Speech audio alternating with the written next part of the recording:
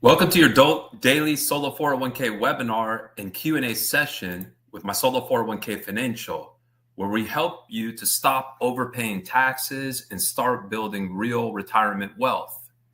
Today's topic is, does Edwards Jones Solo 401k support Mega Backdoor Roth?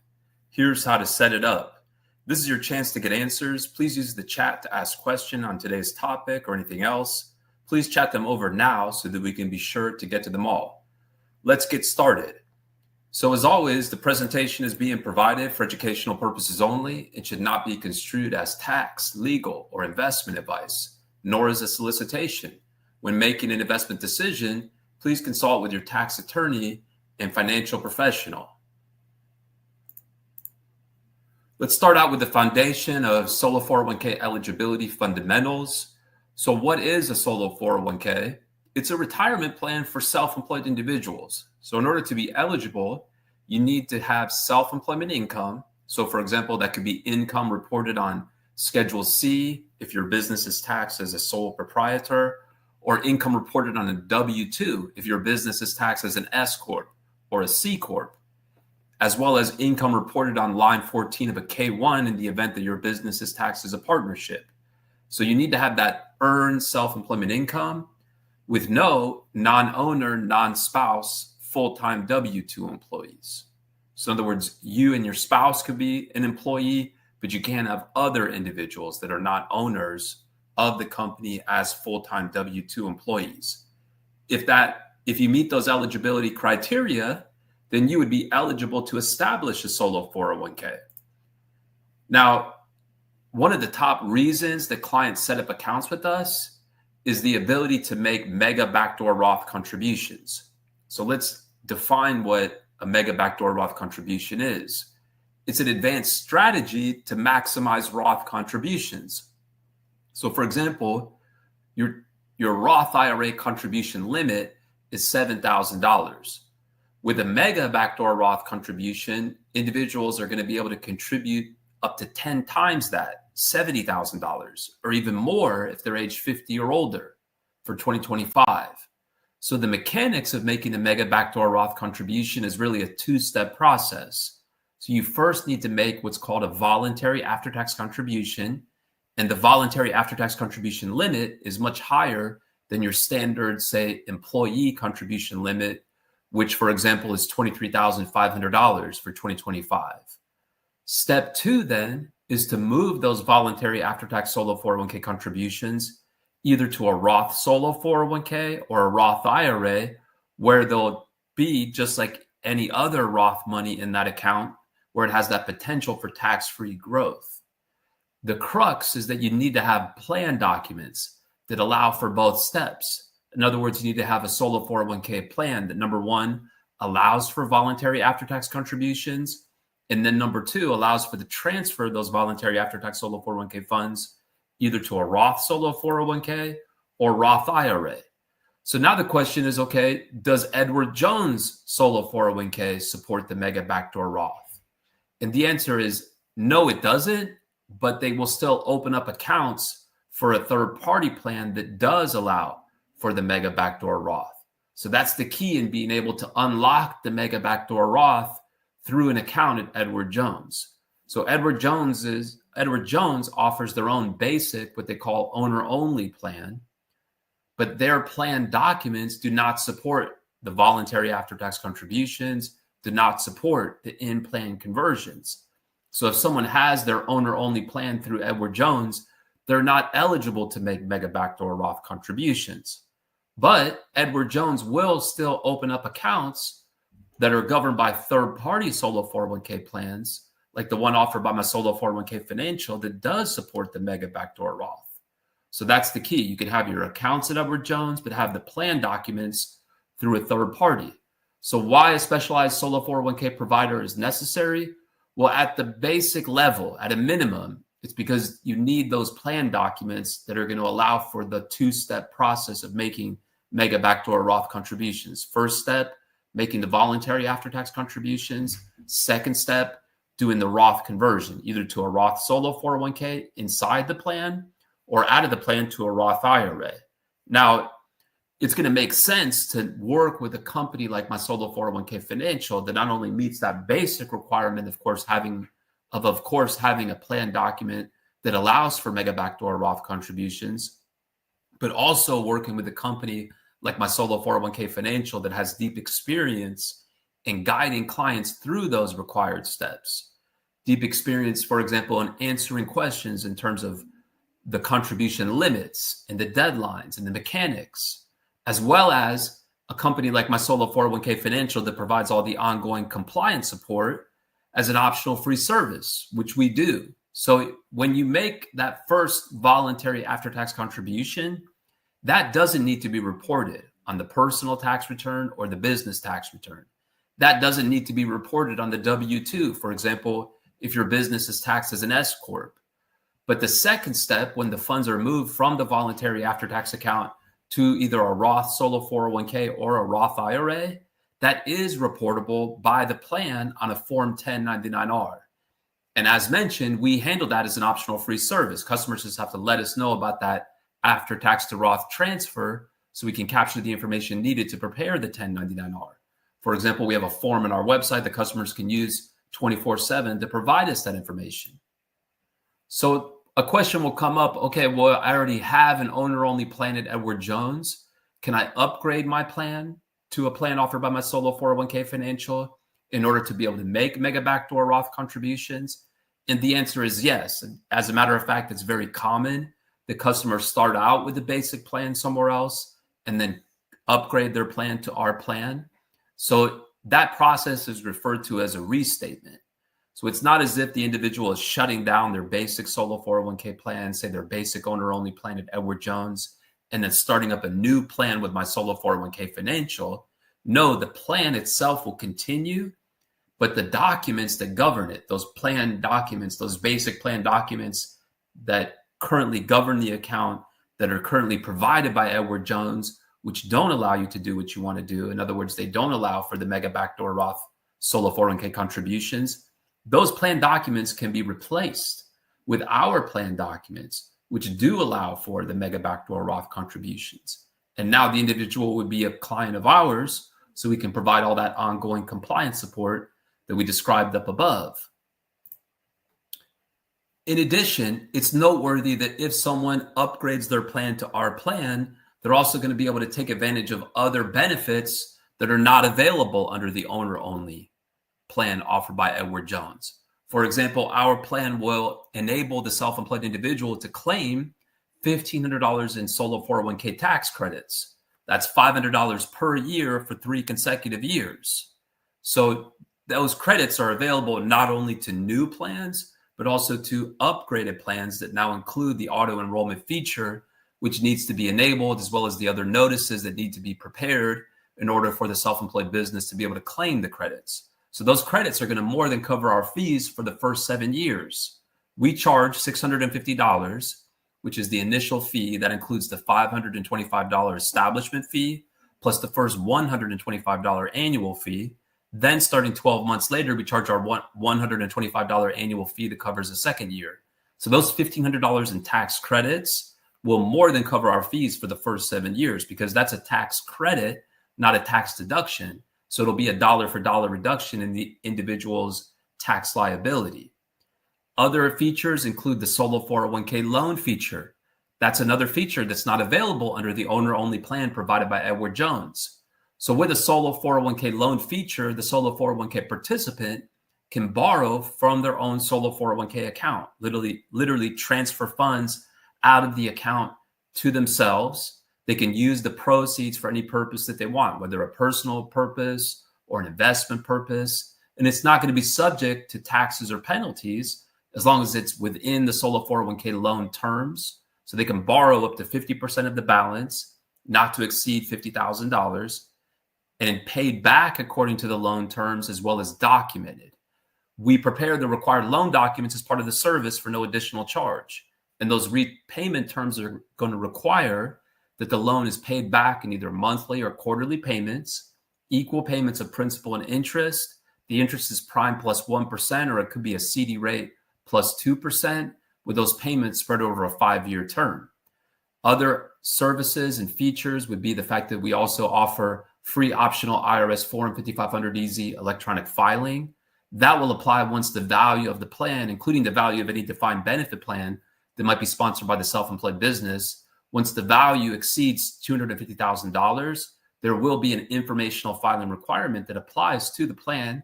And the name of that informational filing is referred to as a Form 5500EZ.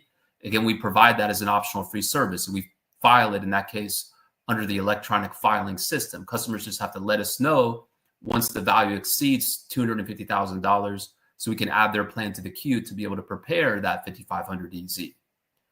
Invest in alternative investments.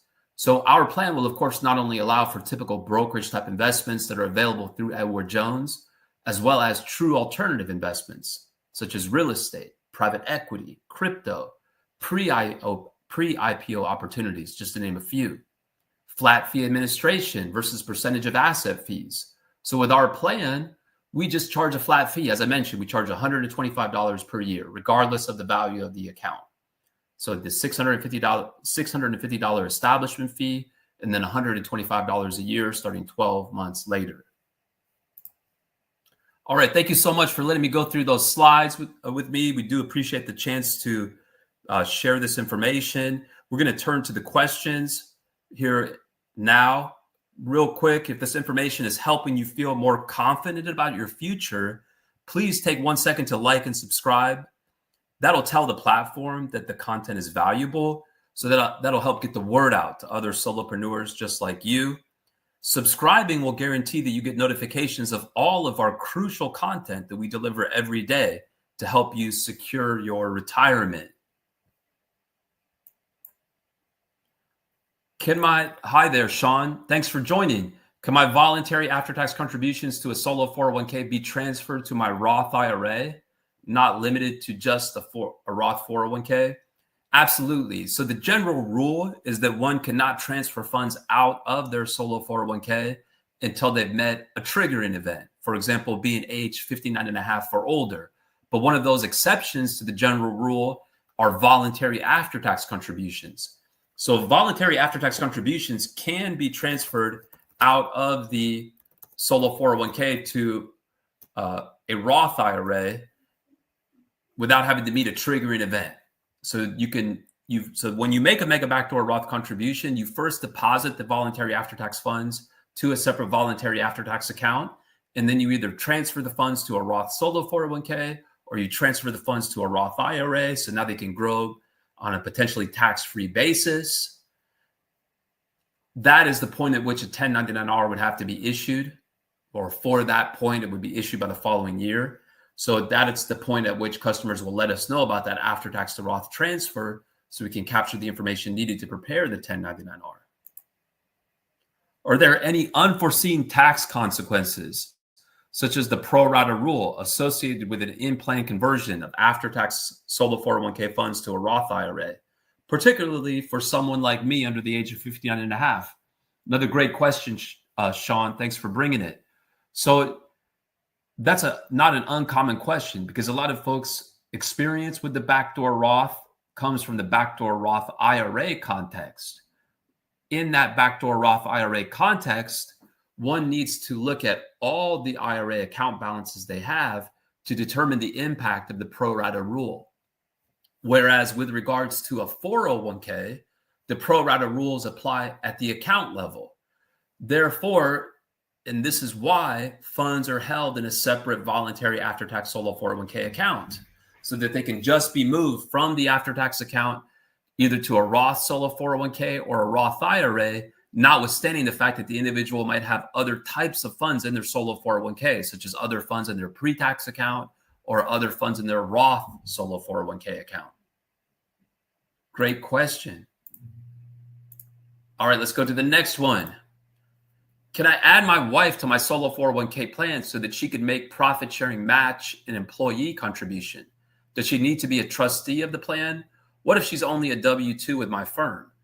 Another great set of questions, Sean. Thank you so much. So yes, a solo 401k is a one participant plan, and an exception to that one participant rule is a spouse who's working in the business and reporting the spouse's own earned self-employment income. So in the case of a self-employed business taxed as an S corp, the spouse is receiving W-2 wages as well from the self-employed business. In that case, the spouse can participate in the solo 401k plan. Now, the spouse does not need to be an owner of the business in order to be eligible to participate in the plan. The spouse would need to be added as a trustee of the plan, and then the spouse would be able to make contributions based on their W-2 wages, as well as the other factors like the spouse's age, the type of contributions the spouse is looking to make, whether the spouse makes contributions to another plan, etc. Now, of course, our plan does allow for employee contributions as well as profit-sharing contributions, but technically those are not matching contributions, but they're what they're called profit-sharing contributions. So unlike a matching contribution, where a prerequisite of the matching contribution is that an employee contribution is made in elective deferral, which is then matched. With a profit-sharing contribution, a profit-sharing contribution can be made regardless of whether a elective deferral is made. So in that way, it's actually more flexible than a matching contribution. Are the credits available for LLC owners with Schedule C as well, or just the S Corp folks? Another great question, Sean. Thanks for bringing it. So yes, the credits are available regardless of how the self-employed business is taxed. The key is having a solo 401k plan like the one offered by my solo 401k Financial that includes the auto enrollment features, as well as the other required notices, etc., that we prepare automatically as part of the establishment process. Can I open multiple 401k accounts with different custodians, Schwab for traditional and someone else for alternative investments? Great question, Sean. The answer is most definitely. So an individual will have one plan, meaning one set of plan documents, but they may open multiple accounts, whether at the same custodian or even different custodians. Like many individuals who want to, for example, invest in alternative investments will have a bank account to facilitate those alternative investments like real estate, et cetera, but then also want to have some of their solo 401k funds invested in brokerage type investments for which they will need a brokerage account, because you can't invest in a mutual fund, for example, through a bank account. And it's certainly no problem. You can have both bank and brokerage accounts. You can transfer funds between bank and brokerage accounts. And as long as it's the same like-to-like transfer, for example, pre-tax brokerage to pre-tax bank, it's not reportable, it's not taxable, you can definitely do it. Wonderful. Next question. I understand that my solo 401k Financial documents do not allow for the Rule 55, but I'm curious why when it's possible for one spouse. So our plan documents do, as a matter of fact, allow for the Rule of 55. It's just that it's very rare that it's done, because typically that's going to entail shutting down the self-employed business, but that's really the exception that you're hitting on, is a two-spouse scenario where one spouse reaches the age of 55 and the other spouse continues to and separates from service, and the other spouse continues to maintain the self-employed business and therefore continues to maintain the solo 401k. So as a matter of fact, it does. So yes, that could be done. That's really the exception. But as mentioned, and maybe something that you read, it's virtually never done, because for most folks, they would need to shut down their self-employed business. Thank you for the great questions. So as a follow-up, so I need to add my spouse as a trustee to my plan.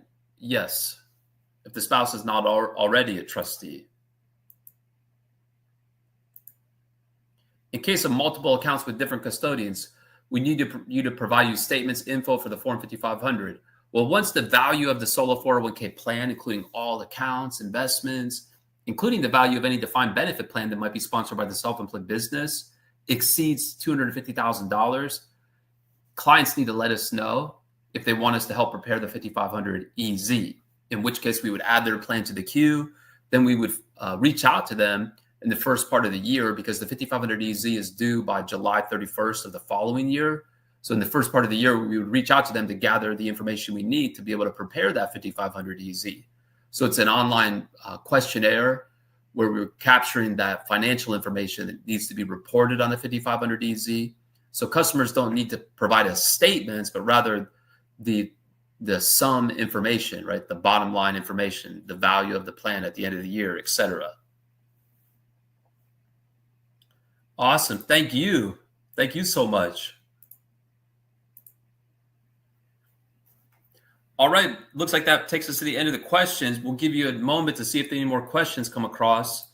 Thank you so much for the great participation. In the meantime, we'll invite you to our community. We have the largest community of solopreneurs and solo 401k owners with over 30,000 members, which means that we have vibrant forums. We have a library of videos and webinars. So there's tons of ways to learn and to share the knowledge. It's totally free to join, and you can join easily at mysolo401k.net/my community. All right, well, that's it then for today's Solo 401k session. Thank you so much for investing your time with us. Your time is valuable and your retirement future is worth it. If you haven't yet, please like and subscribe so we can keep building this community. We'll be back tomorrow with more crucial content to help secure your retirement. All right, one question snuck in at the end. Let's take it. Thank you so much.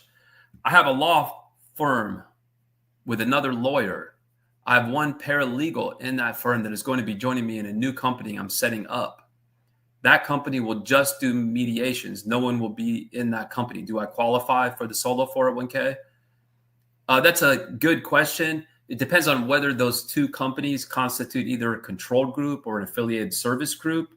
So control group will depend on your relationship with that other person. For example, if they're your spouse, then their ownership would be attributed to you. So it's as if you own 100% of the law firm, and I assume that that's the entity that has, for example, full-time W-2 employees. But even if your ownership is below the percentage that's required to create a controlled group, and if you have a controlled group or an affiliated service group, if there are W-2 employees in that law firm, that would prevent you from setting up a solo 401k for the other company that's part of the control group. Control group is really a mathematical test, right? Looking at the ownership percentages, whereas affiliated service group is more of a facts and circumstances analysis. So you definitely need to work with your tax advisor to determine, because the consequences could be severe if you set up a solo 401k and you're not able to do so. So affiliated service group is going to look, for example, among other potential factors, whether or not those two businesses are interacting, which they very well might be, it sounds like, because, for example, the law firm might be referring mediations to the other company that's just you. So if those companies constitute an affiliated service group, even if it's just you, there's no employees in the mediation company, the fact that there are W-2 employees in another company that's part of the affiliated service group will prevent any company that's within that affiliated service group, including the mediation company, from setting up a solo 401k. It's still going to be not just something just answer on the fly. You would definitely want to work with your tax advisor to assess. That would be the prudent course, just to make sure that there isn't either an affiliated service group or a control group there. You could reach out to Stephen Hamilton. He's on our community. I believe his website is hamiltontax.net. And my understanding is that he may be able to help you with that. No, we do not give tax advice.